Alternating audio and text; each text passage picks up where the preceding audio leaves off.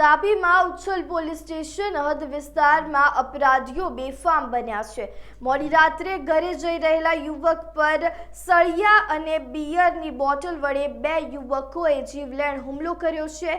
તો ગેરેજનું કામ કરનારી યાકુબ અને અન્ય એક સાથીએ ફરિયાદી મીરકોટના રહેવાસી એવા પિયુષ પર જીવલેણ અને ઘાતકી હુમલો કર્યો છે। અંગત દાવત રાખી હુમલો કરવામાં આવ્યો છે। ગંભીર રીતે ઘાયલ ફરિયાદીને રેફરલ હોસ્પિટલ ખાતે સારવાર માટે ખસેડવામાં આવ્યો છે।